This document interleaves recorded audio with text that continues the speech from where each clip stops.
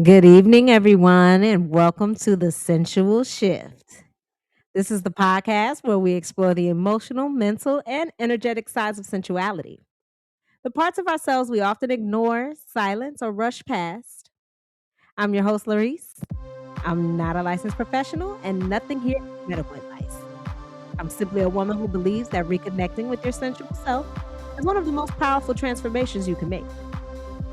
Each week, we'll explore a new shift, a new truth that helps you step deeper into confidence, connection, and self awareness. On today's show, we're exploring emotional intimacy through a different lens. Not as being vulnerable, not as letting someone in, not as a deep connection, but as something far more grounded. The ability to let yourself be understood. Who doesn't want to be understood? Most of us were never taught how to do that. We learn how to be pleasant, productive, helpful, or strong, but not how to be emotionally legible. So let's get started. What's the definition of emotional intimacy? Emotional intimacy is the ability to be psychologically seen and emotionally safe with another person. It's not about oversharing. It's not about dramatic confessions. And it's not about being an open book. You don't have to just tell everything. It's more about clarity.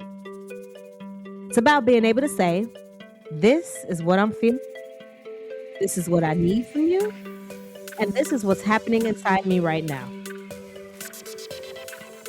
According to relationship research, emotional intimacy includes vulnerability. I know that may be hard for a lot of people. Number one, you have to be vulnerable. Mutual trust. You both have to trust each other.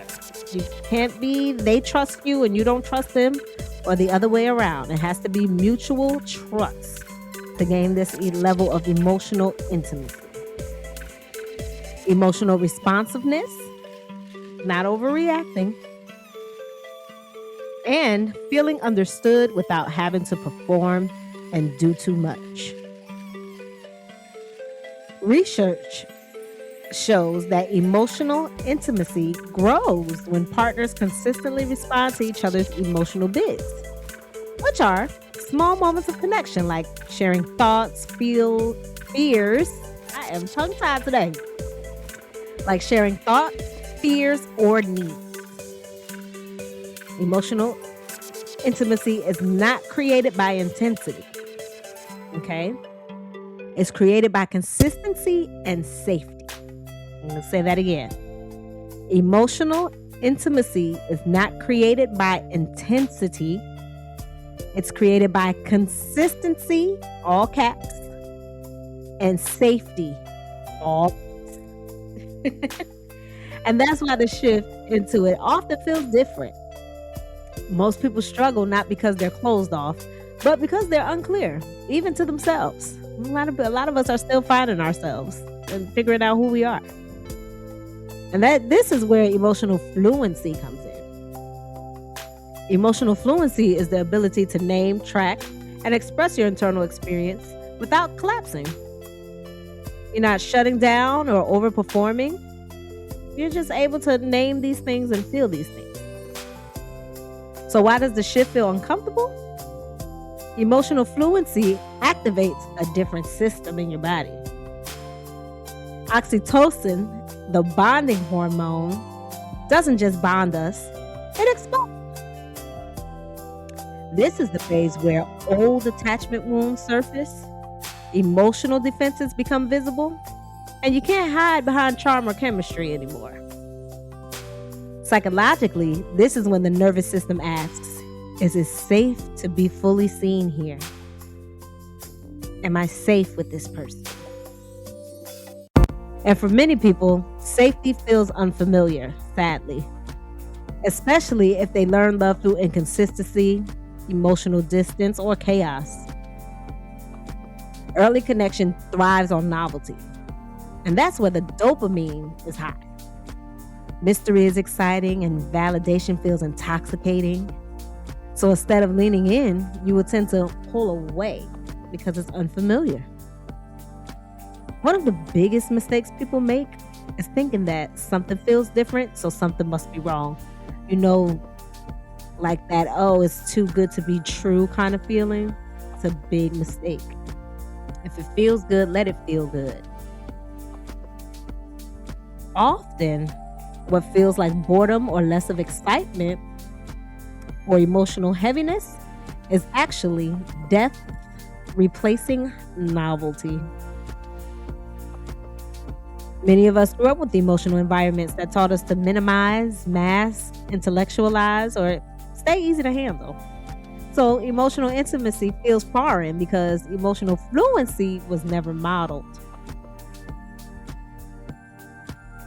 And again, emotional fluency is feeling safe, being able to recognize what you're feeling, track what you're feeling, and express your experiences without collapsing.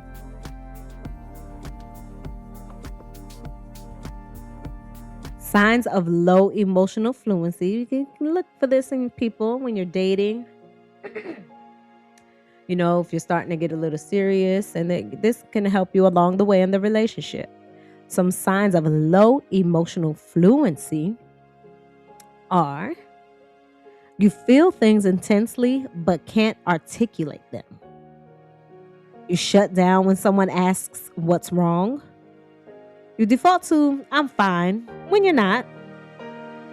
You feel misunderstood often, and you get overwhelmed by emotional conversations. This isn't a flaw, it's a skill gap, and skills can be built. So look on the bright side to that. Studies in long-term relationship satisfaction show that couples that couples who maintain emotional intimacy report higher overall fulfillment, even if passion fluctuates. In simpler terms, the shift doesn't mean the spark is gone. It means the relationship is asking for presence instead of performance. So just take time to realize those signs within yourself or within your partner.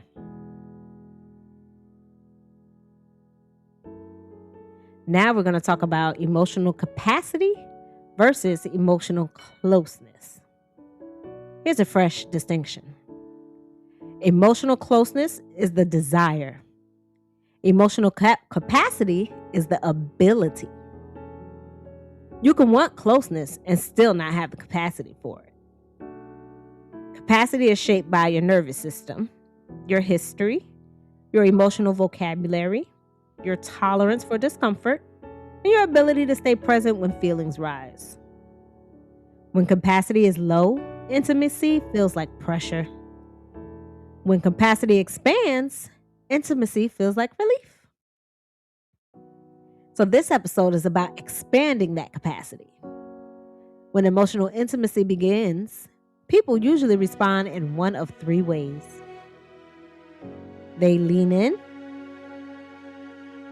which would be they become more open, more expressive, and emotionally available.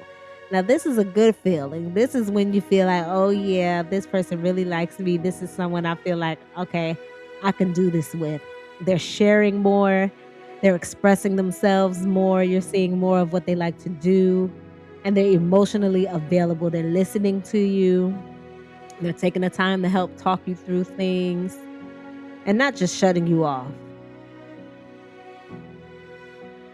Another way people usually respond with emotional intimacy, they freeze. They may feel overwhelmed and don't know how to communicate it.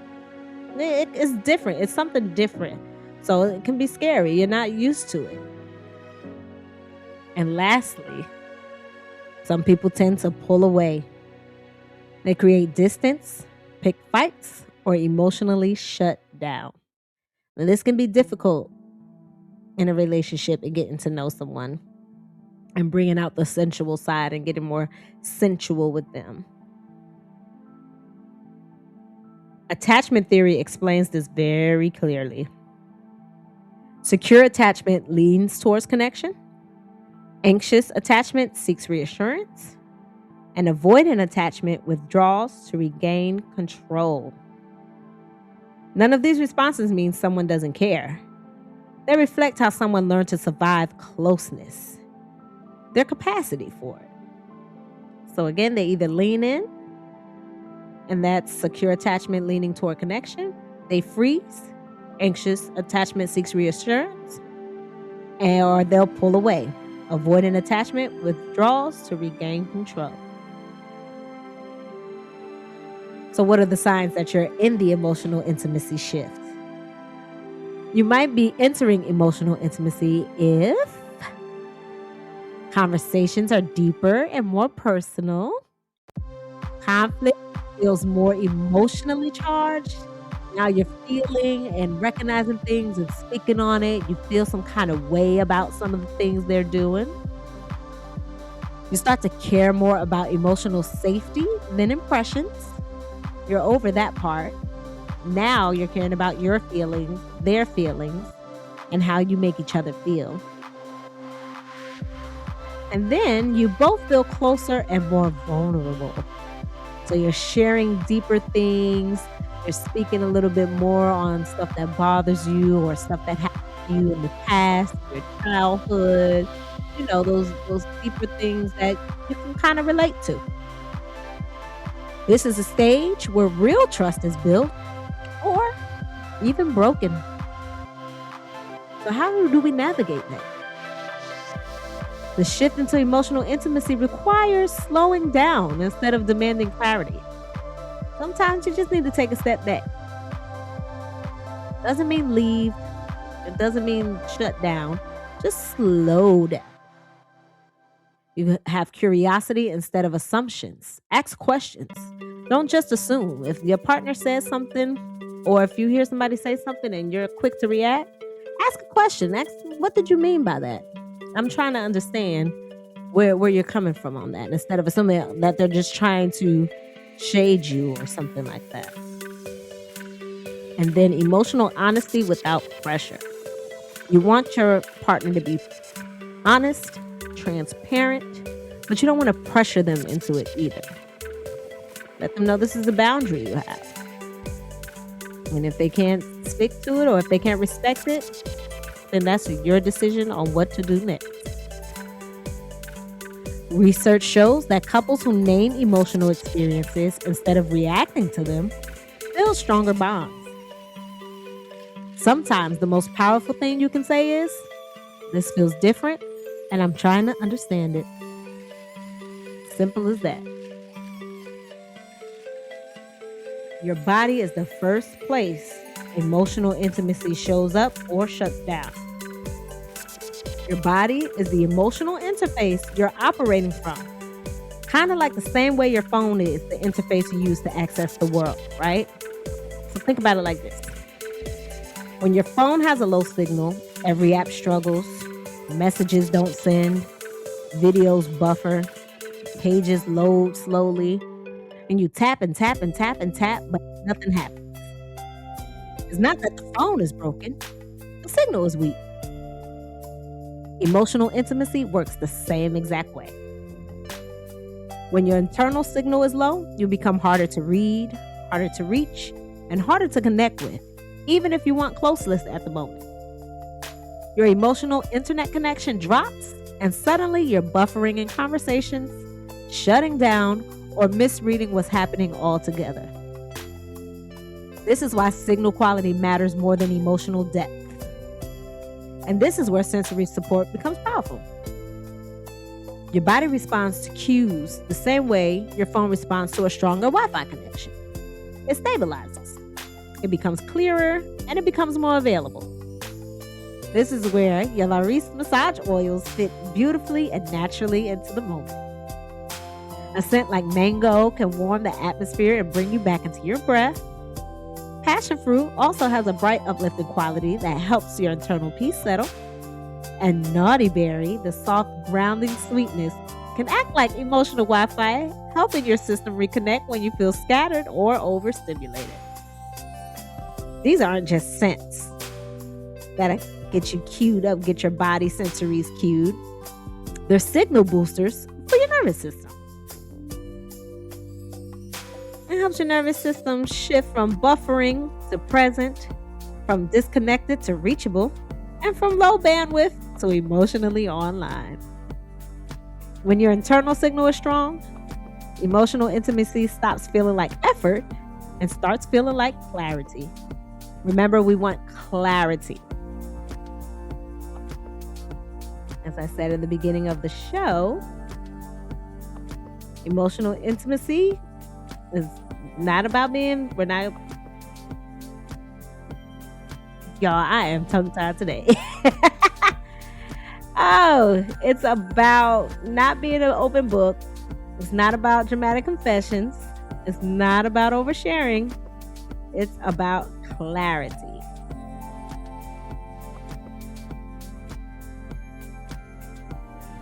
So, before we leave, I'm going to leave you with some practices to strengthen your emotional signal quality. Now that we reframed emotional intimacy as signal quality, in comparison to your cell phone and your Wi-Fi connection, let's talk about how to strengthen that signal in real time. These aren't heavy emotional exercises, don't worry. They're small, doable shifts that help your internal connection stay stable while you're relating to someone you care about. All right, number 1.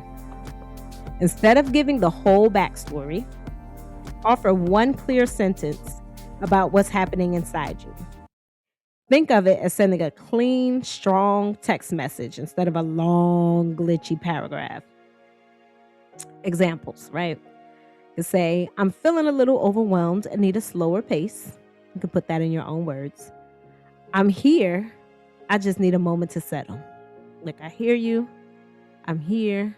I'm going to go get through this with you. I just need a moment. And you can say, I want to stay connected. I'm just sorting through my thoughts. Okay, I'm just trying to think this out, think this through. Your body gives you the first signal update, okay? So make sure before you speak, you take 3 seconds to notice. Take seconds to notice where you feel tight. Is it in your shoulders? Are you clenching your jaw? Are your fists clenching? Take a second to notice that. Also take a second to notice where you feel open. Where do you feel open? Do you feel an open heart, an open mind? And then also take a second to where you feel activated. Where do you feel activated? Are you angry? Do you feel the heat in your face? Do you feel it in your heart again? Okay? This isn't about fixing anything. I'm not a fixer. It's about improving your internal reception so you don't misread the moment. When your emotional Wi-Fi drops, your responses get choppy, short, sharp, or delayed. A regulated response is simply a response that comes from presence and not panic. So again, pause, exhale once. It doesn't have to be a loud exhale, just exhale. And then respond at the pace your body can actually sustain. Stop, pause, exhale once, and then respond at the pace that your body can actually sustain. This keeps your emotional connection from dropping mid-conversation and your emotional intimacy from collapsing under small understandings. Instead of assuming or reacting, ask for clarity, the same way you refresh a page with weak internet. You can try saying, can you say that another way? I want to understand you clearly. Or let me check if I'm hearing you right, and then repeat back what they said to you to make sure that you're hearing it right, and then it gives them a chance to clear it up if you're misunderstanding. It's all about connection. A simple, hey, I didn't mean to disconnect. Can we reset? If you're the one that's creating the misunderstanding, if you're the one that's creating the chaos, I didn't mean it. Let me take a second. It's okay to do that. All right. So remember those emotional signal practices for your emotional intimacy. Take a second, breathe, and let your body sustain. So that will conclude today's show, everybody. Thank you all for listening to The Sensual Shift.